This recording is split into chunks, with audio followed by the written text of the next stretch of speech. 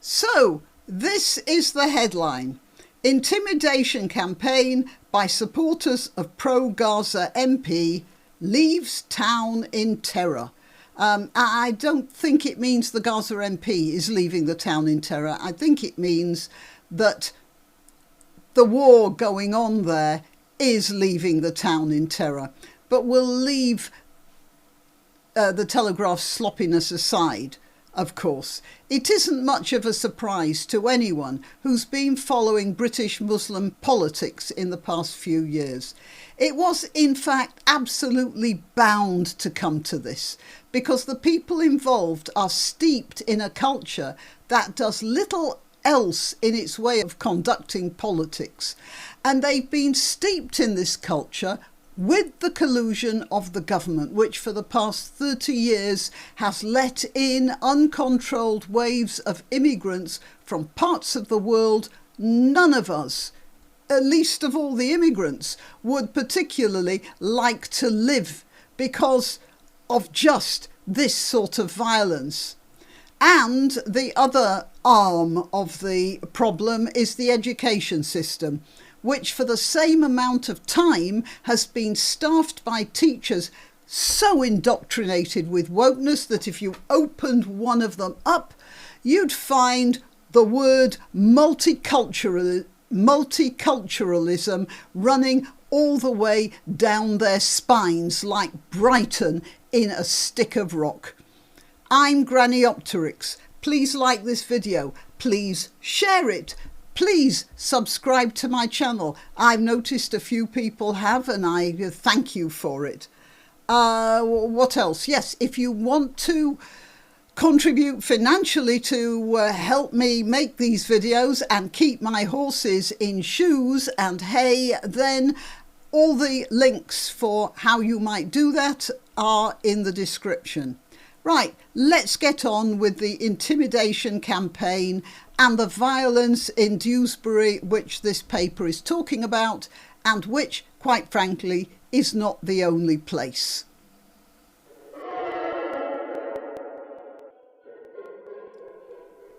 Okay, I've gone onto this page here because I want you to have a clearer look at what's going on. Where's the cursor? Right, okay. Let's, where should I put this? I'll put this here where it won't interfere with the picture.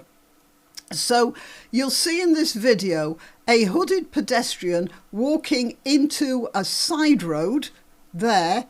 And watch out, because as the pedestrian passes this wall here, you'll see he's taken something out of his other hand or a pocket.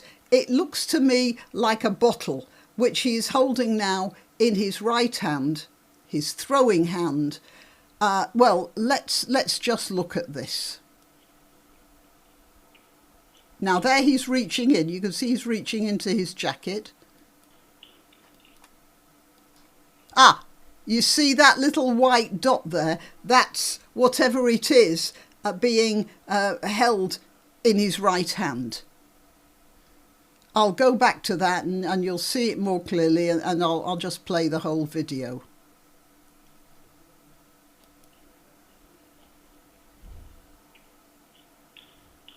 Hand out, yeah? Now. Did you hear that? And then he runs away. Now, it looked to me like that was some sort of a bottle he was holding, a container of some sort, possibly some sort of Molotov cocktail. And then a second or so later, there's this explosion, and then the pedestrian runs away. Of course, it could have been someone perfectly innocently walking past at the precise time that an explosion happened, and what I assumed was a Molotov cocktail might have been a bottle of Lucozade. You'll have to make up your own minds about that. But this is the story behind it. It says here, supporters of a pro-Gaza independent MP are terrorising people in a West Yorkshire town, the local Tory leader has claimed. Kadir Ghaffur, the chairman of the Dewsbury Tories in West Yorkshire, has claimed that he and his family have been personally threatened after falling out with some of the supporters over a business dispute. So I want to point out here that it doesn't appear to be just political. It looks like one family or clan had a business dispute with another family or clan, and they're fighting each other over this as well. How innocent Mr. Ghaffur is, I don't know. I can't say. But it does appear that there's another dimension to this as well. OK, after reporting the claims to police, Mr. Ghaffur, 34, was advised by officers to move out of his home for a night and install a panic alarm so he could call for immediate help if he was attacked. Other colleagues and associates have also reported their cars being torched, receiving death threats or suffering arson attacks on their property.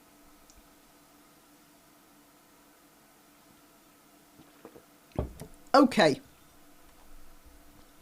so it looks like anyone associated with Mr. Ghaffur is also in trouble. The violence follows a general election campaign last year in which Heather Iqbal, the losing Labour candidate, complained of intimidation, abuse and harassment in the run-up to polling day on July the 4th. Ms. Iqbal said supporters of Iqbal Mohammed, no relation of course, one's a family name and the other's a personal name, the successful independent candidate chased her, this guy, chased her down the street and shouted that she was a child murderer and a genocide agent. I assume he's referring to the fact that as a member of the Labour Party, which has become flavour not of the month among a lot of more radical Muslims because they aren't actually bombing Israel. So he called Ms. Iqbal a genocide agent, while a loudspeaker blared out the message that Labour was a Zionist party. Those who have expressed support for the MP online include a member of an organised crime group. OK, so the person who supported Iqbal Mohammed, this chap, is a member of an organised crime group. Now, it's not for me to say whether that supporter is any sort of a friend or colleague of Mr. Mr. Mohammed. I am afraid I'm getting a little confused with the names. I'm not saying that they are hand in glove, but the fact that an organised crime member is supporting this fellow might say something about the sort of attitude that both of them have. I think that's a reasonable way of putting it. Anyway, Miss Iqbal said Muslim Labour members in Dewsbury were under huge pressure to quit the party because of its stance on Gaza, with their children bullied at school for having a parent in Labour. So this is a very typical thing. In the British culture, it would be considered bad manners and not a nice thing to bully the children of somebody you don't like.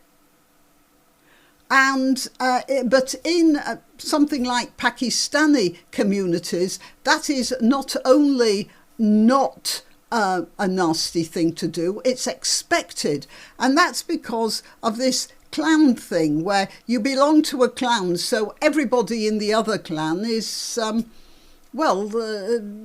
is to be punished in some way, even the very small ones. And that is basically what happened in Gaza.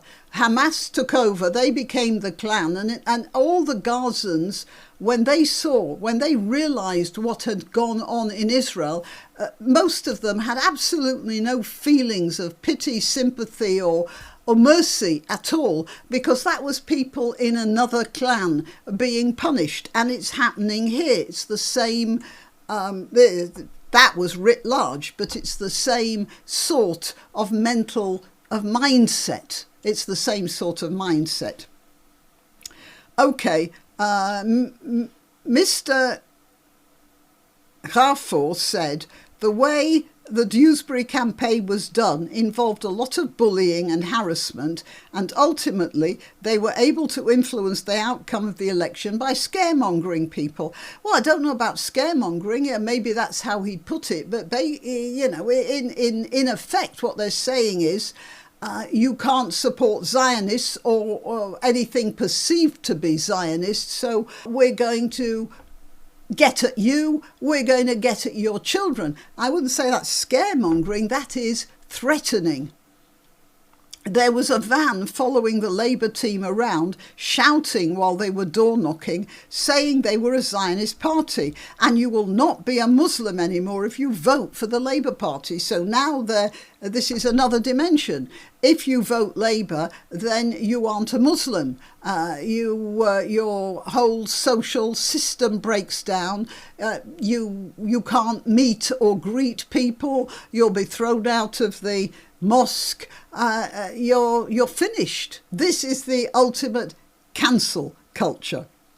Mr. Rafour said, they have now won an election, which means in their heads that they think they have got their guy through the door in the corridors of power, and they believe they're untouchable. So this fellow who was actually making a speech in Parliament, last I saw of him, he was making a speech saying cousin marriage is a good thing when this was under discussion in Parliament. Mr. Rafour said that this has emboldened the radical elements of the Labour Party. And then he continues, things have got worse and worse since the general election in the local community. There are people affected by arson, there are cars being burnt, people being beaten up and their lives threatened.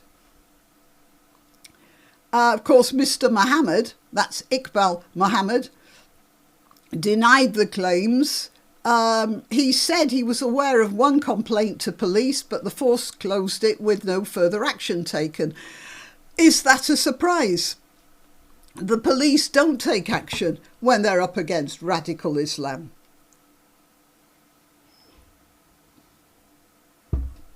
They don't take action for rape, do they? Why should they take action over a little bit of arson? What else? And then this chap here, Muhammad Akram, said his sister, her husband and their baby had been subjected to such attacks at their home in Dewsbury while they were breaking their fast for Ramadan at 4:15 a.m. in March this year. He said her husband goes to take out the rubbish to the bins and sees the garden fence on fire. At that time it wasn't that big, but had he not seen it, the whole fence leads to the house and it could have been set on fire. Police, who arrived to investigate the attack, offered to move them out, but they decided to remain in the house with a panic button. Officers are understood to have made 3 subsequent arrests, including a supporter of Mr. Mohammed. So it looks like by their followers, you might make an assumption about knowing them. It was the second arson attack on the family after a prized antique Mitsubishi L200 4x4 belonging to Muhammad Akram, the father, was set alight in January. Again, it was early in the morning and they were only alerted to it when a milkman saw the vehicle on fire during his morning round, which I find, I don't know whether to say hopeful or amusing. It's a bit, you see here, there's this primitive clan society and they are fighting turf wars over a society that still had a milkman driving around delivering milk to the doorsteps. There's a disconnect there. How much longer the milkman will be able to do that because of all the violence in the streets, I don't know. Khan Tayyub a former textile worker, saw Mr. Akram's car being set alight during the night by a suspected arsonist from his bedroom window last October. Mr. Akram said he could have been targeted by a crime gang who wrongly blamed him for letting police search a lockup that he was managing. It contained 30 kilograms of Class A drugs and cash which police seized, resulting in the prosecution of the gang members. So, as I said, at the beginning of the story, it appeared to be a fight over money, some sort of resources, which has turned into a religious fight as well.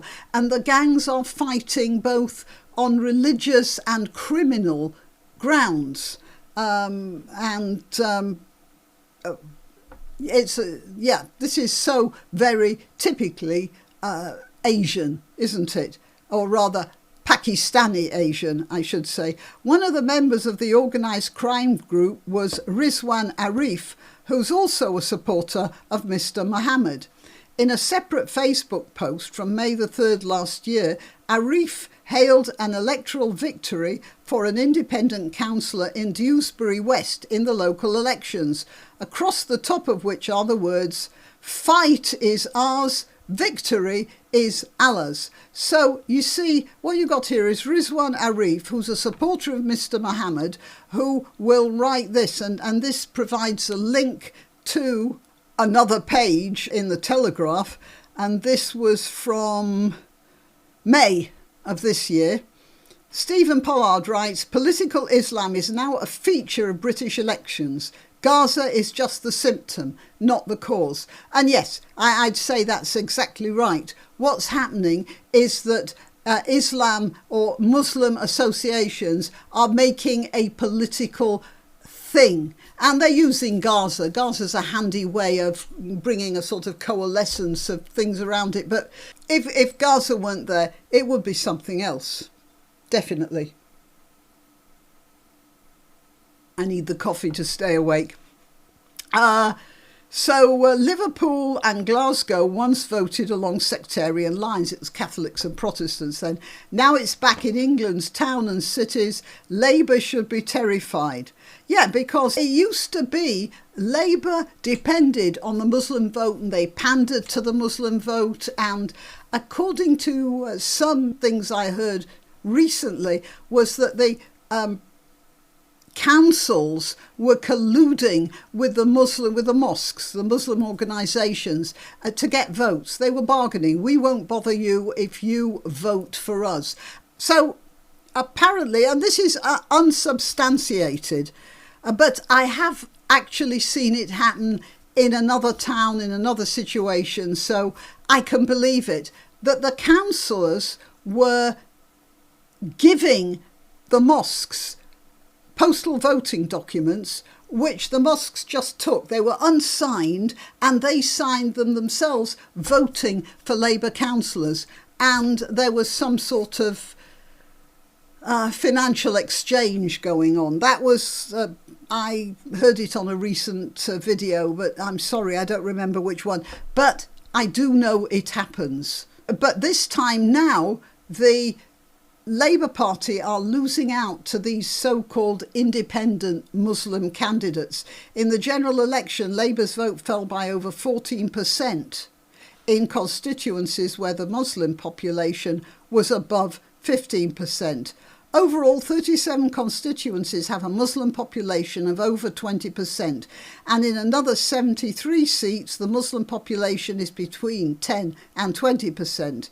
Thursday's results, this is after the local elections, demonstrate again the sectarian Muslim candidates can either win or secure enough votes in such seats to pose a real threat to Labour. And that's, of course, why Angela Rayner is so keen to get this Islamophobia law through. She thinks that that's going to mollify the Muslims. If she really actually does think that, then she's a bigger fool than I took her for. All right, so that's what Rizwan Arif said. Mr. Mohammed said I'm not responsible for other people's unlawful or unacceptable behaviour or action. All such actions should be dealt with under the law. Yet, he's right, they should be, but they're not being. They're not being because of a corrupted police force. I'm not saying financially corrupted, I'm saying morally corrupted. And the fact that he hangs out with mafia bosses is probably doesn't say that well of him.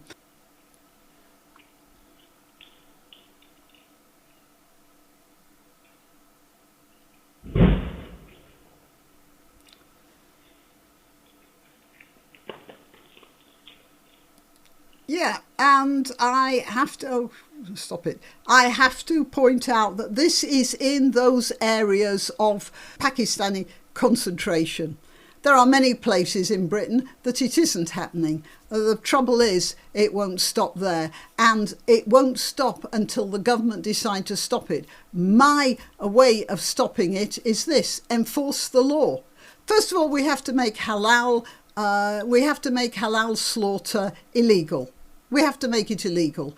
And that will have some people of the more religious type leaving of their own accord because they won't like it. That will also stop kosher killing. Well, it's not as nasty, by the way, as halal killing, but it will get caught in with the same thing. And I'm afraid the Jews will just have to come to terms with that, because in the end it's going to make their lives a bit safer. Also, we're going to have to stop burqas. And that will mean some other people will leave the country. I'm absolutely clear about this. There are some people who are too religious as Muslims to be living here. Their culture is completely the polar opposite of everything that we have on our law books. Also, there are other things. FGM, for instance, it is illegal. I think one person has been prosecuted for that, and she turned out to be an African woman. They're not enforcing the law. And when these people go out onto the streets and start shouting for jihad, they should be arrested just like Lucy Connolly was arrested. We don't need new laws to contain this sort of thing. All we need is that the laws we have are applied. And they're worried about riots in those places if they do enforce the laws. Well, they bring the army in. I mean, you have to take it one place at a time. But they could start with changing the laws about halal butchery, which is just awful, and face coverings. Right. Well, that's my solution to part of this anyway. Till next time. You can help my channel by subscribing and clicking the notification bell. That's quite important. And by sharing if you're so inclined. Links to my other channels and to donation methods are in the description. But the best way you can help is simply by clicking like and notify. Thank you.